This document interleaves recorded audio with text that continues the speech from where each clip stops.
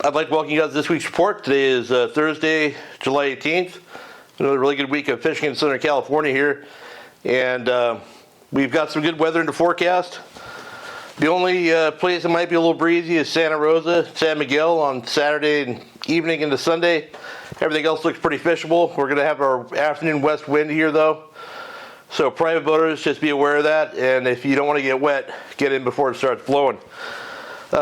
Just start up at the Channel Islands like I always do. And still some sea bass, nice halibut being caught up there. I saw the Aloha Spirit had 5 really big sea bass the other day and a few nice halibut. Looks like those fish were on drop loop with squid. Might be wrong, just judging by the pictures, but that's happening up there. It's not as good as it'll be on the next full moon or new moon, but there's still fish to be caught up that way. In the meantime, there's plenty of bass and barracuda biting. Larry Heron fished up there over the weekend from Calico Hunter Charters and had really good calico bass fishing with fish up to 5 pounds, mostly on swim baits, but they'll also bite hard baits, crankbaits, surface iron, you name it. If you're unfamiliar with that area and would like to get better at it, it's hard to beat taking a trip with Larry. He will cut your learning curve down dramatically. And while those islands have a lot of bass, especially Santa Cruz, they can be difficult to find at times. So save money by spending money, I guess. Heading down the line, San Clemente Island still biting. Interesting note, yesterday the big bluefin showed up in 180 feet of water on the front side and completely destroyed all the sport boats fishing there. No, the Thunderbird went 0 for 18, and the Aggressor went 3 for 12. Really big fish, right up against the island. Seen it do that in the past. It's always a chance. So if you're fishing tight to the island, you look out a couple hundred yards, you see a bunch of splashes. It's probably not dolphin, but big bluefin. The yellowtail bite on the backside is still happening. Squid bite, mostly in the dark. My friends Ron and Caden Matra were on the Thunderbird on I guess a 2-day trip probably, and Caden got a 48-pound yellowtail on a dropper loop with squid, and really nice fish. And Ron caught a nice bluefin the next night. So a lot of opportunities up that way. My friend Scott Manson fished in the Amigo. They caught a few yellows on the surface iron, which is nice, and they also had shots at bluefin on that trip as well. So yeah, it's kind of status quo up there, but that's a good thing when the fish are biting. I'm sure the bass are biting as well. Haven't heard much from Catalina this week. My friend Chris Lowles went earlier in the week and fished there, said he did really good bass fishing. He said there was a ton of bait, anchovy up against the island. It seems like there's a ton of anchovy everywhere right now. But they had good bass fishing on weedless swim baits.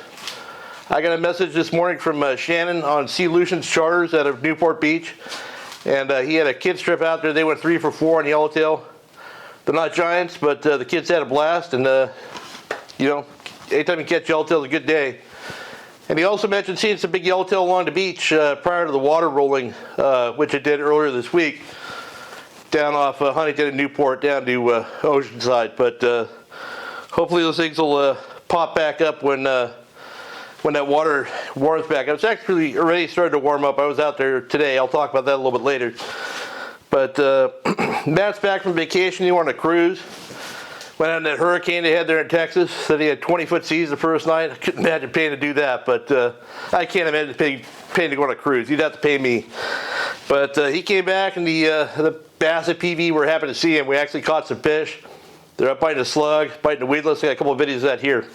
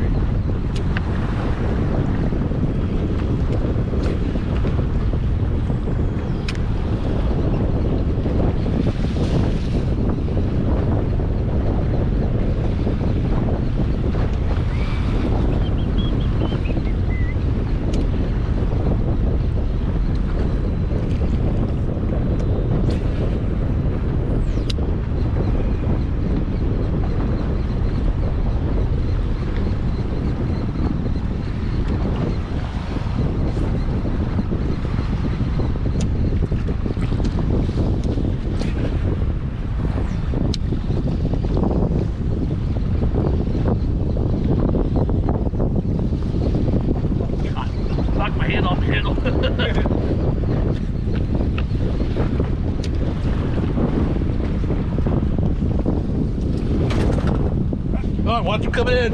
I watched that one. Yeah, I love that. I thought they come from like 10 feet away. Yeah. That's when you can prepare. Emotionally prepare yourself. I have to emotionally prepare myself for each bass I get a bite from.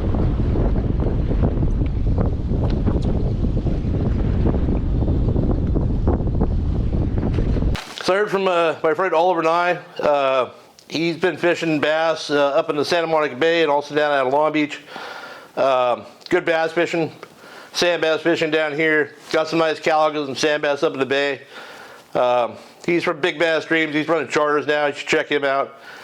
Good guy. He used a lot of cutting edge tackle, hardware, glide baits, all kinds of other nonsense for bass fishing. But looks like he's been doing pretty good. And the only other local report I have is, or did I mention the sport boats are getting sand bass on Iser's Reef?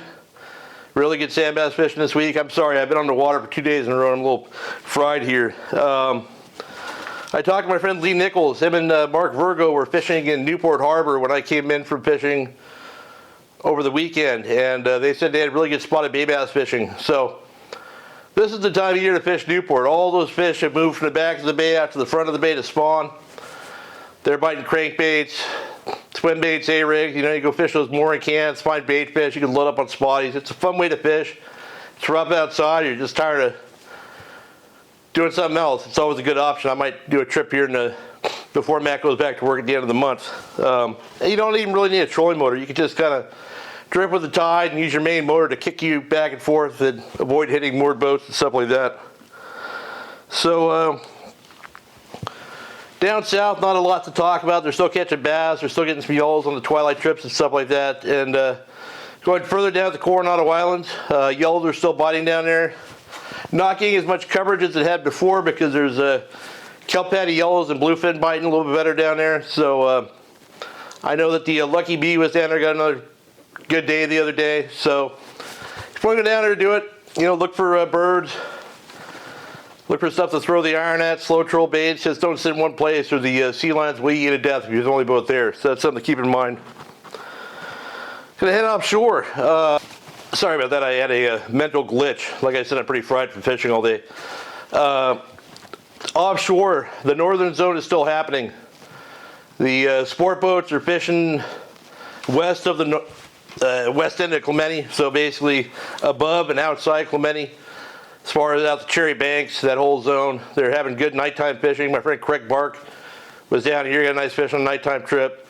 I know the multi-day trips that are fishing Clemente, fish yellows during the day and then run up there and fish bluefin at night. Boats are also getting fish on the Kite. My friends Sivvy and Jared and whoever else, they went up earlier this week, got some nice bluefin on the flying fish again. I have heard about some fish coming up as foamers now. So there is something you can go cast a lure to. I don't know that I want to cast a lure to 200-pound fish, but it's definitely a possibility. Like I said, those fish slid down the front side of Clemente, and they got them on at the island there. There's also fish down below Clemente now. I heard there were some foamers up there today. So it seems like some of those fish cycled back in and slid down the island. And if history holds true, those fish might just move around between Cat and Clemente in coming weeks. So, you know, you're going to want to look for areas that have bait and birds. A lot of that tiny chovy, same stuff Chris saw at Catalina. It's out there between the islands. And if you find shearwaters and terns together, actively feeding, there's a good chance that there might be tuna in the area. Shearwaters by themselves and terns by themselves have not been a big indicator for me on my last few trips offshore. And the fish I've seen have usually been where there's both. So, yeah. So, you know, if you're going to look at that zone on your own boat, I would look at, you know, the mackerel bank. I'd run the 500 fathom curve on the front side of Clemente. Maybe the same on the back side of Cat. Stand in no man's land in between the islands because it's a much featureless bottom. And you really have to, it's a needle in a haystack out there. So unless you're seeing some good sign, not a great place to try and look. Some fish biting in on the beach. My friend Lee Nichols, who I mentioned earlier, he went to Cat the other day on his way home. He found a foamer yellowfin and caught this nice 65-pound fish. I decided to go and check that area out today. Matt and I left the house around, I don't know, 8, launched about 9, got out of the harbor about 10 probably, 9:45, and kind of looked around the inner banks there, and finally found some dolphin that had yellowfin on them. We're marking them, they wouldn't bite. And then once the overcast burned off, those fish got off the dolphins and did pretty well for us. We ended up with 3 fish, 3 for 3 on 60 to 70 pound yellowfin. And we left them biting because I didn't want to process that much tuna. But Matt got 2, I got 1. I got some video of Matt here on a couple of fish. And I always talk about pulling hard on these fish, getting on them with the boat, and not letting them settle in. And I actually have some video of it here. Now, and the first fish was the first fish Matt got. Took him a few minutes. The second fish got even faster. Don't be afraid to pull on these fish. You got a lure in their mouth's not closed properly. You get them a lot quicker than you think. So here's those videos. There's tuna everywhere. Look at this shit. Wow. Wow, let me get a cast in here.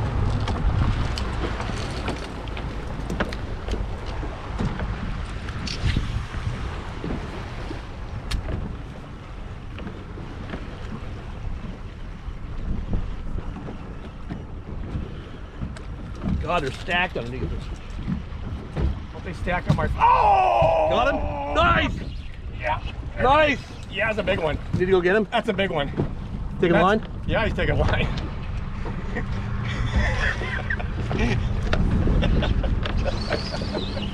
That's an ASCO jig. Yep. Oh my God. It's an 80-pound fish right there.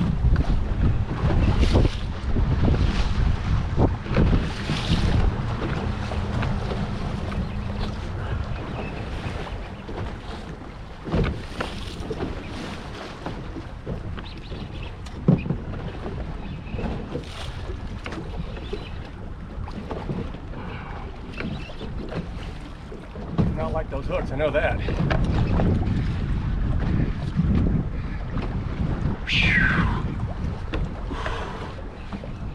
That is unhappy. Go that way, Eric.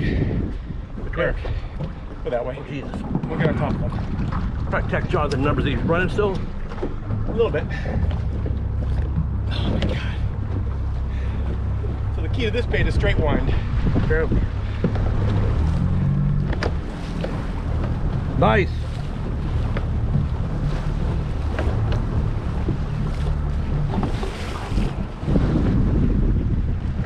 Yeah, buddy. You watch him eat it? Yeah. Fuck yeah. 30 feet from the boat.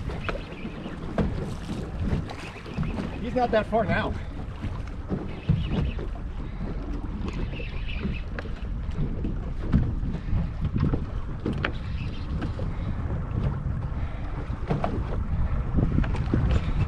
Go, Eric.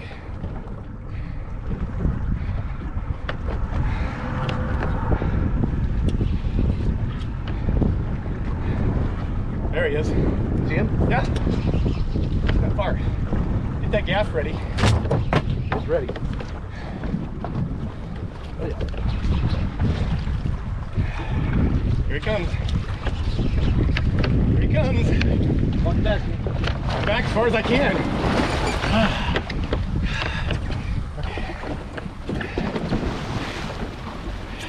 Right here, right here, right here.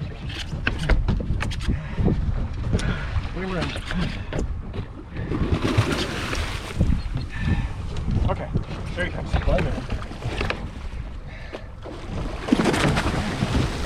And we got a tuna.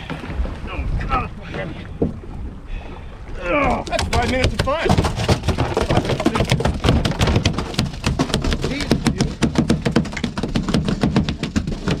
Hey!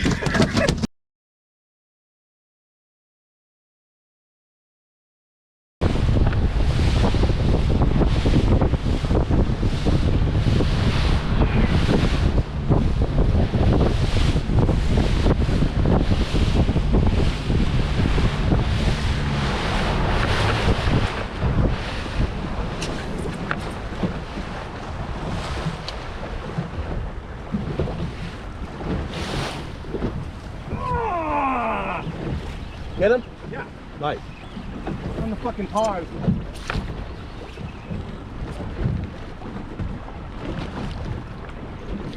All right, I'm on it.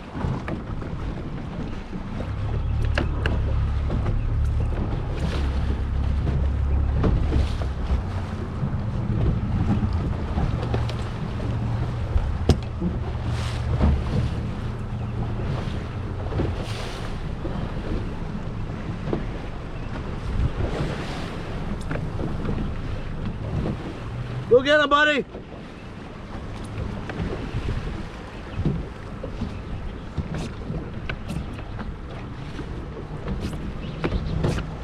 Okay, color. Color. Color. How many colors? Get him, get him, get him. Can't get that feet. Move the boat. Clean out, clean out, clean out.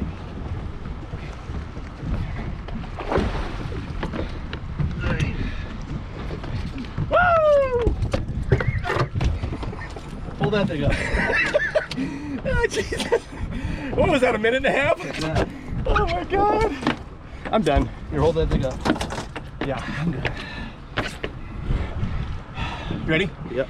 Oh God. Okay. That was.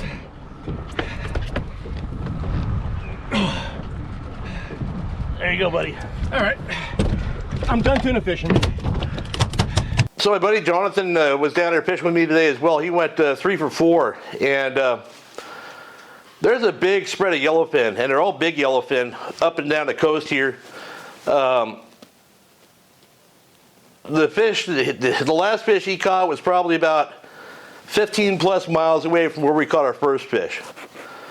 So, and they're not on particular spots, you know, they're in the normal zones, but you have to drive around and look for them. And that's what we did. We spent the first 2 hours, about 2 hours driving around and looking for areas that had bait and birds. It was very overcast. It was blowing out of the south. It was choppy and horrible.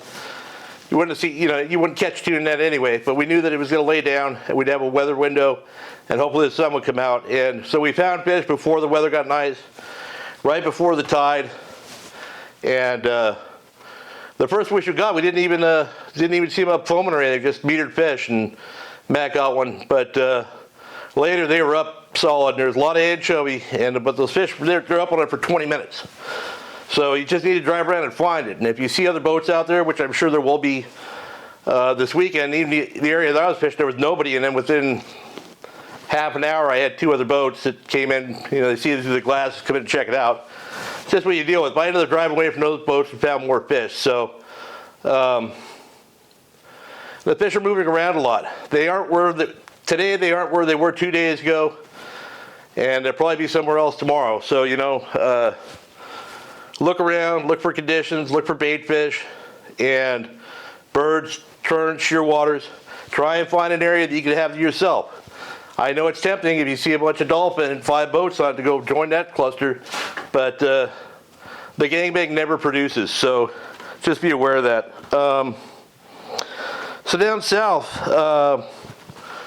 the San Diego has been doing really well on their full day trips. They've been catching 30, 60 fish a day, school-sized bluefin, all on sardines, 30 to 40 pound line, and collar hooked and butt hooked baits. And Booger said it right. He said, the people that fish the most baits are catching the most fish. So I've always been a big proponent of that. And the nice thing about butt hooking a bait is it's not going to swim very far. So you're going to butt hook that bait, underhand lob it out, let it run for 30 seconds, 40 seconds, pop it off, wind up, get another bait on. If you got your bait on for 3 or 4 minutes, you're not fishing actively anymore. Starting to get a lot more kelp patty yellows as well. I know the tribute got on them really good. The Apollo did. Seasoned, sourfish. They're just all nice grade of fish, dude, and they're loading up. So find the right kelp, yellows are biting. And there's some Dorado shoving as well. They're starting to get a smattering. My friend Kevin Johnson went on a trip out of San Diego, got a nice Dorado. A few other boats are getting him. Hopefully as water's warming up, those things will move in if they move in like last year, that'd be fantastic. But finally, I talked to Brandon Hayward. He's got his boat down in San Diego at Fisherman's Landing, and he's running these 4-pack trips that are pretty open to whatever's happening. So he's either catching yellows and sea bass, Coronados or along the beach, or he'll run offshore to fish kelp patty yellows and tuna. And if you're used to fishing on the sport boats, I know that these 4-packs are a bit more expensive, but the value you get is disproportionate. You get good service, you get a very light load, 4 guys, a fast boat, a guy that's not trying to catch fish for 30 people, but is going to run and gun and just get the fish for the people that he has on the boat. And if I didn't have my own boat, I would probably only fish 4-pack boats. But I'd probably go broke doing that as well. But yeah, so that's about it. I'm sorry that this is kind of rushed and jumbled here, but like I said, it's been a couple long days on the water, and I'm pretty wiped out. So I'll probably be out somewhere Saturday or Sunday, probably just fishing bass again. But I hope you guys have a great weekend, and good luck if you fish.